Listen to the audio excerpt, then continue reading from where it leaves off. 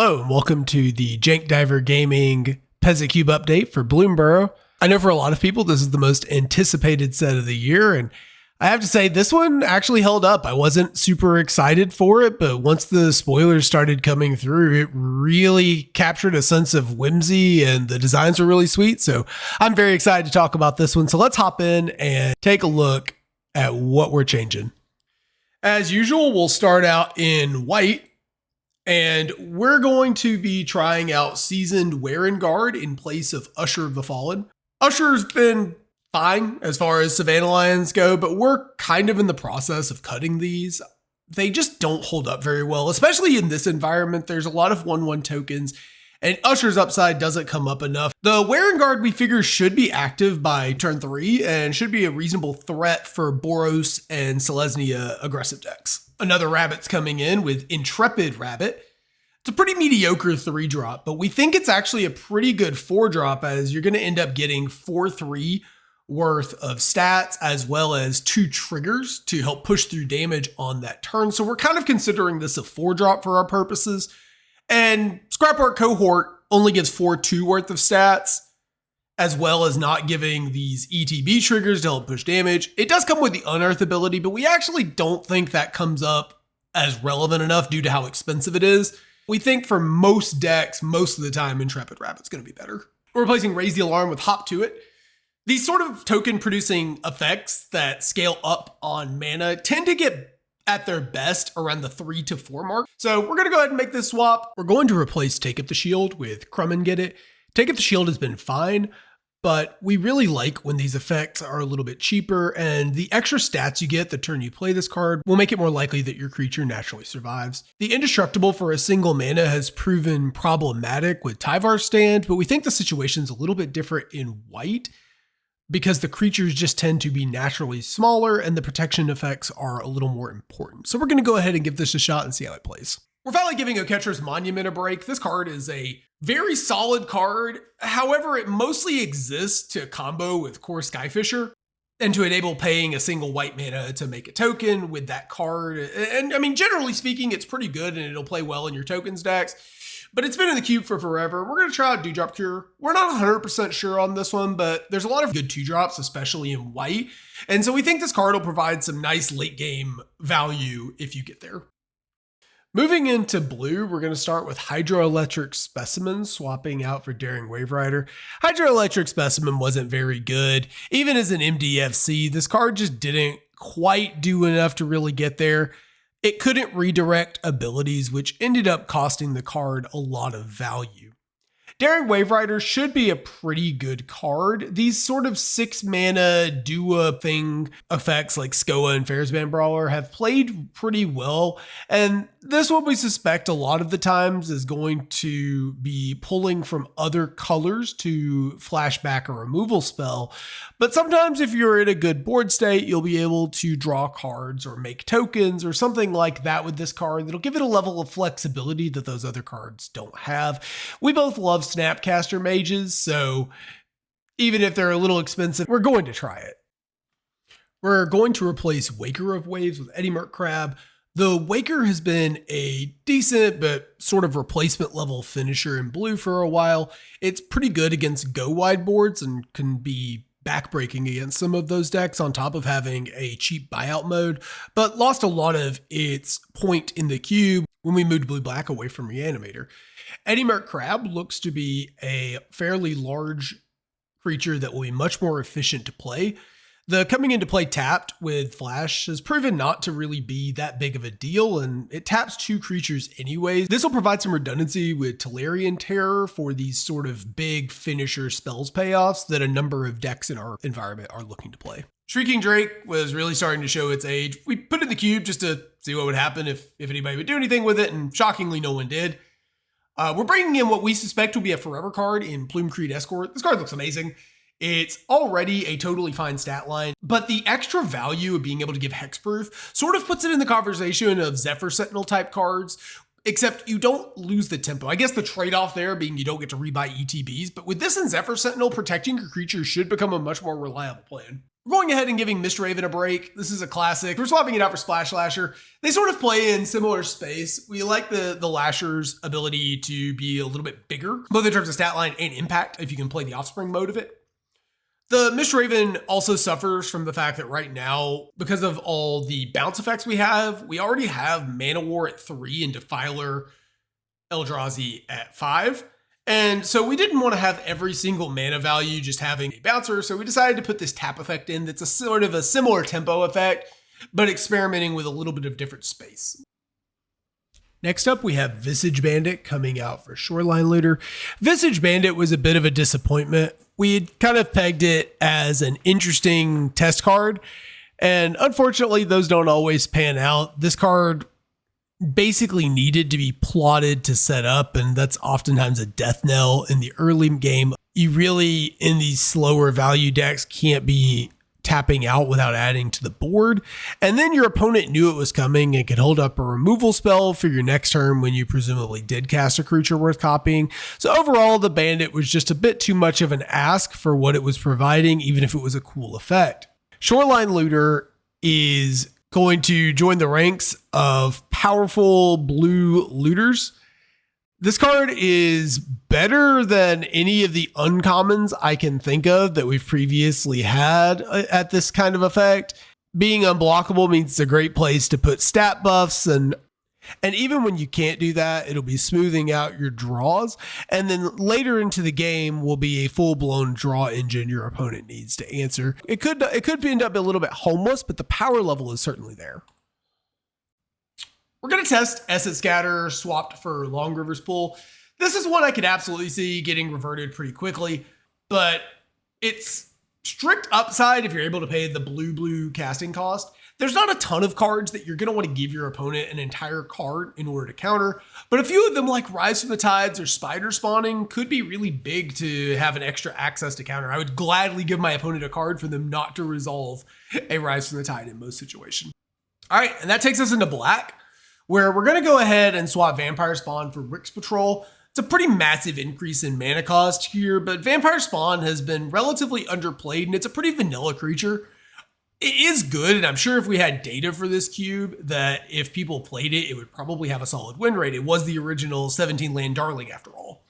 That being said, Rick's Patrol looks like a pretty interesting card. It should be good as top end in a number of decks. Mortar Muster's coming out for Dire Sight. Mortar Muster was a strict filler card, and we liked Dire Sight enough to try it. Read the Bones was a pretty decent card back in the day, and this is strictly better.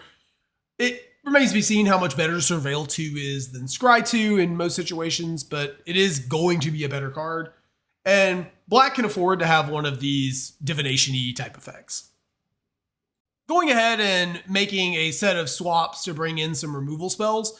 So we're replacing Heartless Act, Consuming Corruption, and Grim Servant with Fell, Savor, and Feed the Cycle.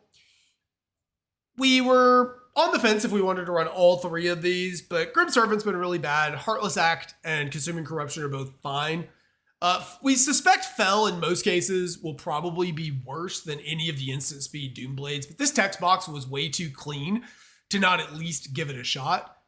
And it should still be fine, even if it is sorcery speed. Feed the Cycle looks to be a pretty interesting card because being able to forage will let you actually turn it into a pretty powerful Doomblade that can even trigger your roots. And then Savor is the least flexible of them, but we think it's comparable to Consuming Corruption. A lot of times people had trouble either casting this card or getting enough swamps to make this get beyond 2 to 3 points of damage.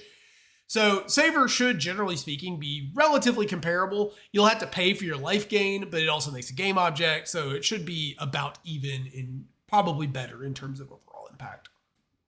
We're going to go ahead and swap Hollow Marauder for Husk Burster's Swarm. Hollow Marauder is not being removed because it isn't good enough. Far from it. It's actually been repeatedly brought up that this card might just be cracked, and people are starting to catch on that when you start recurring this card and you're paying 1 mana for a 3-for-1 and also putting a 4/2 flyer into play, it becomes very, very difficult to lose the game. The Husk Burster Swarm should be a decent card. We ran the 5/5 Death Toucher from Dominaria United for a while, and this is better on a number of angles. I suspect this will be a downgrade from Hollow Marauder, but given how powerful that card's been, I don't actually think that's a problem. Totally Invasion swapping out for Thoughtstalker Warlock, which is another pick of ours for Forever card. Totally Invasion has been a pretty good card, providing a hand disruption effect that also adds to the board. And Thoughtstalker Warlock should just be that, but better. A 2/2 Menace isn't amazing, but it's a totally reasonable stat line for the effect you're getting. And even if you don't deal damage, you still get to hit your opponent with the old Ravenous Rats ability. Will still be decent. All right, so that takes us into red. And we're going to start by swapping Sarpadian Simulacrum for Heartfire Hero. The Simulacrum was really bad. This card is terrible. I actually am surprised how weak it was, given the general power level of Modern Horizons 3. Heartfire Hero, on the other hand, is a interesting card. You probably need to trigger this one time in order for it to be good, but that's not going to be too hard, given how easy Valiant should be to trigger. And once you've triggered it once, it's a 2/2 for 1 mana that also deals 2 to your opponent. That's a pretty good rate. If you're able to get beyond that by equipping it with a Bone Splitter or being able to trigger it multiple times, that sort of thing, this card could represent a ton of damage and a ton of power for a very cheap mana cost. So we're pretty excited about this one, which is rare for a 1-drop in this environment. I don't know if I've ever been more upset with WotC than I am at this moment. Well, why did Charging Monster Sword need reach? I hate this. I hate everything about this. I actually argued to not make this swap because I don't think Monster Star needs reach, but Tim walked me off that ledge and convinced me that it is better, so we should run it. But that doesn't mean I have to be happy about it. We're going to go ahead and try swapping Royal Eruption for Rabid Gnaw. Royal Eruption is a totally fine card, and Rabid Gnaw is not one that we expect to be in the cube for an extremely long time. But what we were interested in was having a removal spell that your red aggressive decks could get a little later. In particular, something like Gruul could get a little later. The problem with red removal is that the more grindy, control-y decks tend to draft it relatively highly, and so sometimes it's a little difficult to get enough removal in your aggro deck. So having one or more explicitly aggressive cards in our cube should help with that just a little. Ratcatcher Trainee's coming out for Coruscation Mage. The Trainee's been fine, but it really isn't amazing. Its main value, I think, is triggering Pyromancer and mono red shells. But the Coruscation Mage is one that we were pretty interested in simply because the ability to go into tokens or to go into Spells Matter or to go into sack. Like, I actually feel like this card is being slept on a little bit. The Offspring makes this card a good bit better than previous versions, being able to fit into more decks. And a lot of your decks will be casting non-creature spells more than you think. And so I'm really excited to see if this one actually plays out, though I do consider it closer to a 4-drop than a 2-drop, so it could be that it's a little too expensive. Ember Veteran is bad, and we have finally cut it from our cubes. We're going to go ahead and give Playful Shove a try. Playful Shove is the kind of card that's pushed price to move, actually.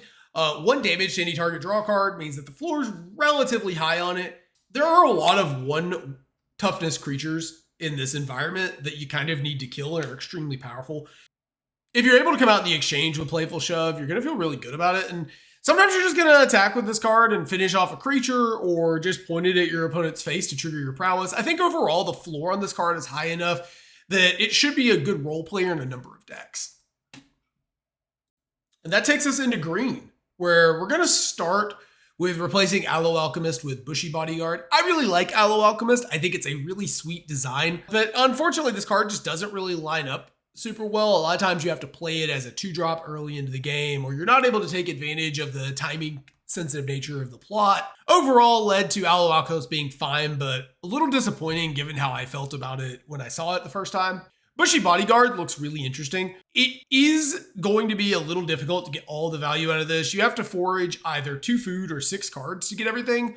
So this is going to range from like Goblin Piker as a 2 mana 2/1 all the way up to like 4 mana for 7/6 worth of stats and have a range of play in between.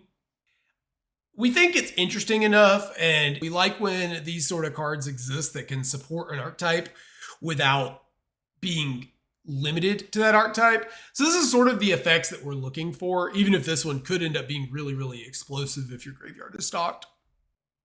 Okay, so now it's time to talk about one of the best cards in the entire set. Hunter's Talent is going to be awesome. It's a 2 mana Rabid Bite effect that you can replay if you pick it up with a Core Skyfisher, which is already pretty good. The fact is, though, is that each one of these levels is perfectly costed, I think, to make it work and also works well with each other. A lot of times what green struggles with in this environment is if your creatures don't have trample, you'll get chump blocked into oblivion. So now we're giving another way to get trample. And on top of that, one of the ways your green deck loses is getting into a protracted board stall and you flood out a little bit. But if you've got a decently sized creature, which level 2 can help get you to if you're still able to attack, you're going to be able to draw extra cards every turn. And so this ends up being the total package of removal spell, pushes damage, and draw engine, which has me thinking that this card is going to probably be a forever card. Binding of the Titans hasn't proved necessary, even in the Roots decks. Nobody plays this card. They just find other ways to put creatures in the graveyard. The Disciple of Freyalise is getting replaced with Hivespine Wolverine. The Disciple was one we were a little on the fence about when it came out, but as an MDFC, we felt like the opportunity cost was low enough to go ahead and try it. I think I've seen this card work once in a non-constructed format. Hivespine Wolverine doesn't look like a forever banger type card, but we have a number of green 5s that we have chosen not to run for various reasons, mostly in how bad they beat a certain deck. Hopefully the flexibility on this card will be good. This really shouldn't come as a surprise. Tyvar Stand has proven to be one of the most powerful cards in the main cube that we run, with a lot of the most powerful cards on the client. The card is just an incredibly efficient and powerful protection spell that often leads to complete blowouts on top of being a modal fireball. And in Peasant, where the fireball mode comes up more often, and oftentimes you are just put into positions where your opponent is just going to win if they keep their value engine or powerful enabler in play, being able to protect it is actually backbreaking in this environment. So we're going to replace it with Overprotect, which can do similar things, but part of Tyvar Stand's strength is its ability to be played for a single mana, which if you've played OTJ, you know how backbreaking it is when your opponent has a Snakeskin Veil, and this is sort of the same deal. Overprotect comes with the upside of being able to give your creatures trample, as I mentioned earlier. That's rather important for green decks, and being able to push damage. And the protection side of it will still cost a little more, which will hopefully rein this effect in because that's been very, very good lately. All right, another test swap. We're going to bring out Herbology Instructor and replace it with Baker's Bane Duo. The Herbology Instructor was a totally fine card. The Baker's Bane Duo doesn't quite have that late game utility, and you do have to pay a little bit for the life you're getting. On the other hand, it could be a better attacker earlier in the game, and you're making a game object, which could help for cards like Bushy Bodyguard that I mentioned earlier, as well as some of the other effects that float around in the cube that care about either making tokens like Peregrine Took and Rosy Cotton, or care about making permanents to sack like some of our black cards do. So we're going to give this a shot. Cards that make game objects tend to be. We're going to go ahead and swap Jewel Thief for Sticky Tongue Sentinel. Jewel Thief is a card that turned a lot of heads when it first came out, but ultimately it's not the most interesting card, and we found it was weaker than Llanowar, Visionary, or Eldrazi Repurposer in the similar space.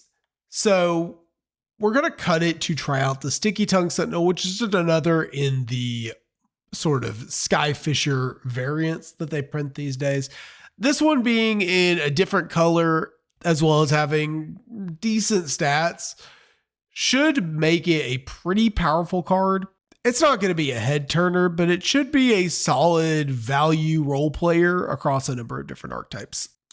And one of the cards we swapped late into the last season was replacing Blossom Prancer with Loxodon Eavesdropper, mostly because the green decks were having the issue of never running out of gas, being extremely consistent, and also difficult to kill. And Blossom Prancer was part of the center of that. Eavesdropper was one that kind of got panned. It played reasonably well in MKM, but didn't really make the transition here. It's just a little too understated even for the little bit of value you get. So we're going to swap it out for Temperamental Oozewag, which has a better stat line. And now there are a good bit of +1/+1 counters floating around in the cube. So again, we're making a conscious effort of making Trample a little easier to come by so that you can't just chump block the green decks into oblivion. All right, that takes us into Multicolor. So we're replacing Shauna Sisay's Legacy with Beauregard Mentor. This should, generally speaking, just be an upgrade. One of the big takeaways from this video should be that Trample is good.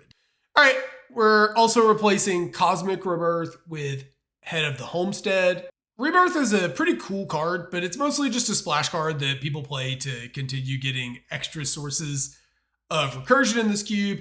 And we try to have each section have one kind of flexible spell effect that is just generically good. But green-white was with 2 because we also had Buried in the Garden. So we're going to replace this with a fairly flexible card. We don't think the power level of Head of the Homestead is crazy, but it's a solid, consistent card. Should be a generally decent card until we get something else we're interested in. Goblin and Archomancer is coming out for Wondertail Mentor. There's a couple of reasons for this. Partly we're running Writhing Chrysalis in the cube, and it is a little awkward that Devoid means that this doesn't actually trigger. About the same as an Archomancer, but it'll scale a little better into the game, being able to get bigger. If this becomes a 3/3 or a 4/4, it'll be a real creature on the board even later into the game. This is one that we could come back to if we change the crystals out at some point, but we were interested in trying this out and giving the Anarchomancer a break. Zoya Lava Tongue's coming out for Fireglass Mentor. This is another test swap.